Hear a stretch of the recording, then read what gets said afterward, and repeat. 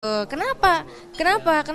Ya satu Saka trauma, jadi ya banyak oknum-oknum yang menyiksa Saka, entah itu dari Polres Cirebon Kota maupun dari dari Bandung. Oke, dimana pada saat itu Saka istilahnya kayak masih di bawah umur, jadi juga masih ini ya, masih belum tahu mau ngomong apa sebenarnya juga gitu ya, dan masih belum berani mungkin ya Saka ya. Ya jadi waktu itu kan Saka kan masih umur 15 tahun juga, karena nggak sekolah juga kan nggak ngerti tentang hukum, jadi orang lain ngomong apa tuh nggak ngerti sama sekali. Jadi itu namanya pengacara, hakim, terus juga nggak tahu, nggak ngerti. Nggak ngerti sama sekali ya, masih belum belum ngeh gitu apa itu yang terjadi sama Saka, bahkan Saka nggak tahu juga waktu itu ya. Iya, jadi Saka tuh bener-bener nggak tahu, jadi kayak orang bodoh aja tuh. Oke, itu kan Saka melihat bahwa di tahun 2016, di tahun 2024 ini beda banget gitu ya. Kalau dulu Saka mungkin dituduh-tuduh, dicaci maki, diolok-olok. Untuk saat ini ternyata banyak banget yang dukung gitu ya Saka ya. Saka diminum dulu Saka. Nih, oke. Sekarang ke kakaknya nih. Kita mau nanya sama kakaknya. Kakaknya Saka ini kan Saka udah merasa berbeda dari tahun 2016 ke tahun 2024. Ternyata ada perbedaan pada saat persidangan ataupun di luar persidangan, katanya banyak banget yang support. Nih kakaknya ini gimana ngelihatnya? Ya alhamdulillah saya mungkin udah jalannya walaupun harus menunggu 8 tahun. Saya paham betul ya, waktu 2016 adik saya kan masih umur 15 dan saya selalu ketemu ngobrol sebelum sidang 2016 dulu tuh.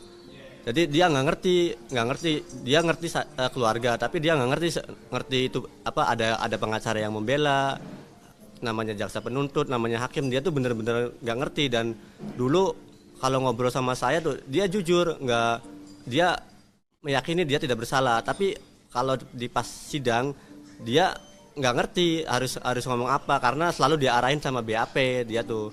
Dan dari tatapan ngobrol sama saya aja 2016 dia tuh kosong seperti apa ya, apa ya diberatnya, matanya tuh kosong, tatapannya tuh beda Kayak trauma, dia nggak ya, ngerti betul apa-apa. sekali. Dia kayak trauma banget, tapi dia trauma juga nggak sedetail sekarang ceritanya tuh, paling cuma dipukul ya apa tapi nggak sedetail kayak sekarang. Nah Mas Jaka, kalau dulu Saka kan diem gitu kan, tapi kan pasti dia cerita soal BAP gitu. Mungkin Saka dulu nggak ngerti BAP itu apa gitu kan, tapi Saka diminta untuk BAP, dan di BAP itu banyak yang mungkin tidak sesuai dengan apa yang Saka ceritakan. Waktu itu Saka ngomongnya apa ke kakaknya?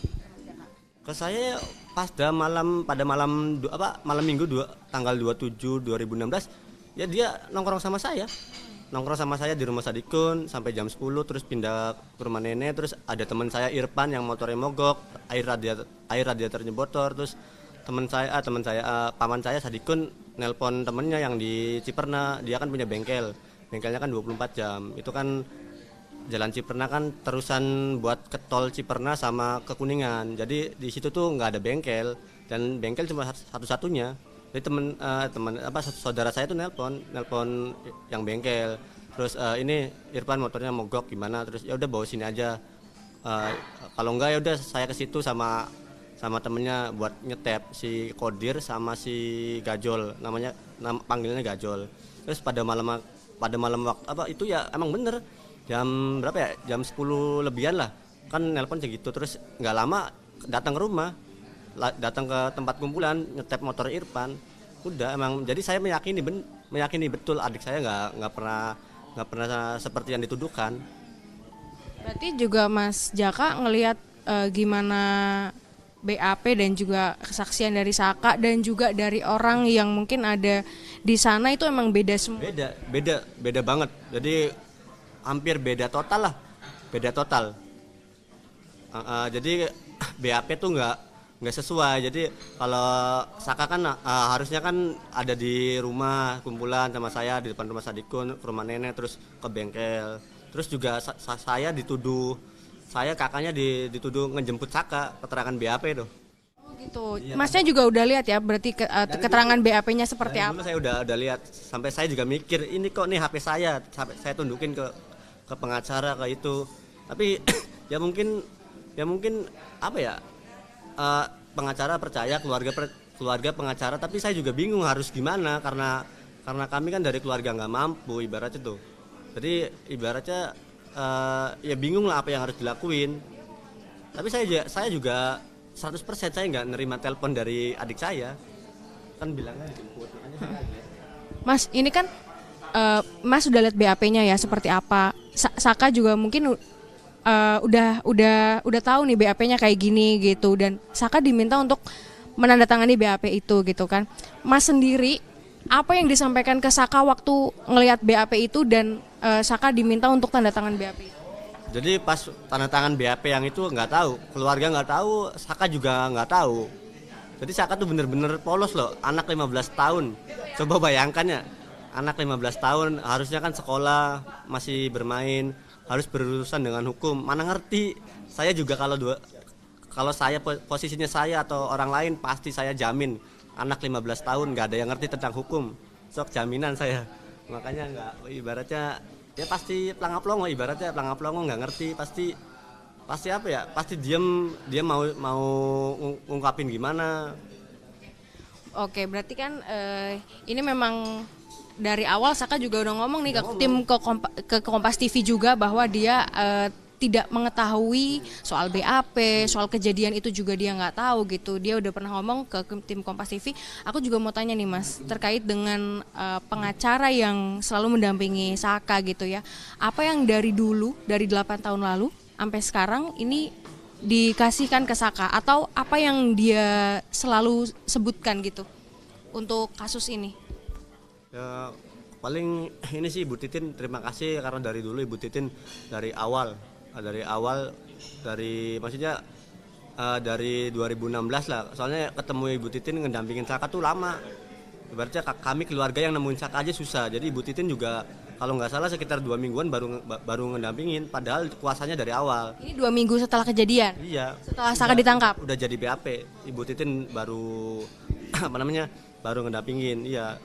Jadi ya dari Ibu Titin ya terima kasih banyak sebenarnya, dari awal sampai sekarang udah ngedampingin terus, apalagi kemarin gara-gara film terus Ibu Titin nggak lama langsung ke rumah, gimana Jaka, gimana Saka, aman nggak, jadi Ibu Titin tuh nanyain, langsung datang. Berarti pengacaranya yang sangat perhatian gitu ya, untuk selalu ke rumah Saka, melihat bagaimana keadaan Saka. Iya, soalnya kan Ibu Titin mikirnya pasti Saka udah bebas, pasti dicari-cari Saka, ditanyain tentang DPO, padahal DPO itu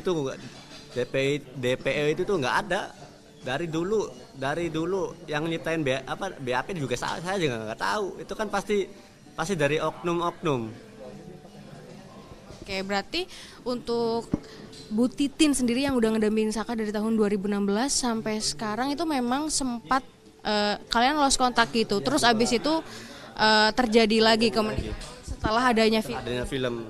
Iya, jadi waktu terakhir vonis jadi kan Ibu Titin kan udah tembus kemana, ke KY, ke Komisi Yudisial, udah banding, terus ada proses terakhir itu namanya PK, dan PK juga ibaratnya kan itu proses terakhir, tapi waktu itu nanya ke keluarga, nanya ke Sakanya juga, jadi kakak saya sholat tahajud nggak dapat petunjuk, Sakanya ditanyain gimana, ada proses PK terakhir. Iya, terus Sakanya nggak mau, ibaratnya udah capek ibaratnya. Tapi saya mikirnya gini juga, kalaupun dulu ngajuin PK nggak bakalan diterima, saya juga pasti jaminan.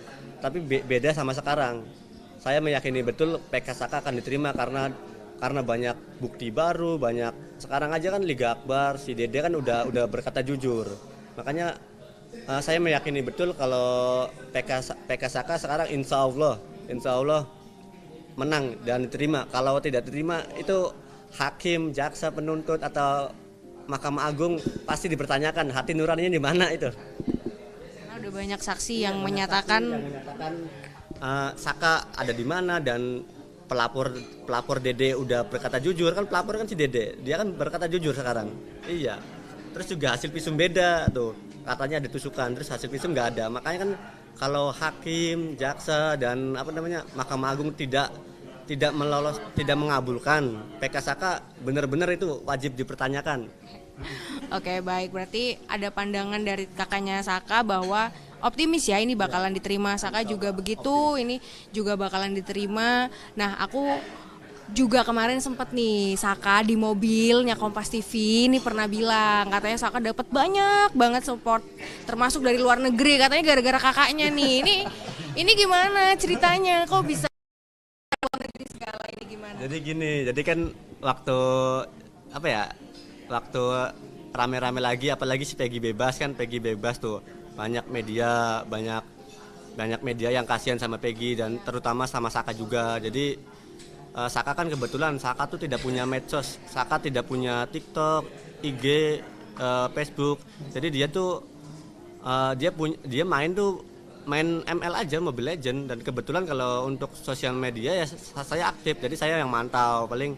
Jadi banyak yang nyariin akun Saka apa ya.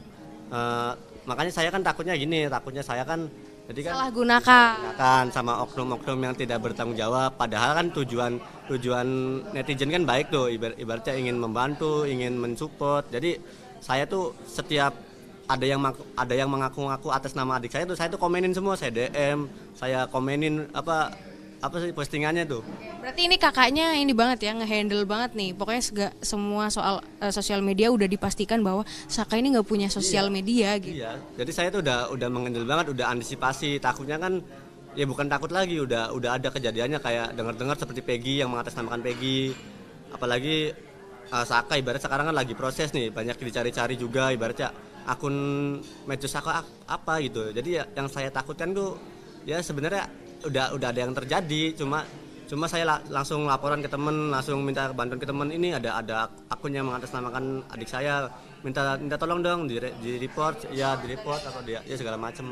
Oke, berarti kita juga harus pastikan lagi nih untuk pemirsa di Kompas TV yang ada di rumah, kita pastikan bahwa Saka ini enggak punya sosial media. Jadi kalau misalnya ada yang mengatasnamakan Saka itu bukan Saka gitu ya. Nah, kalau Saka sendiri pengen nggak punya sosial media?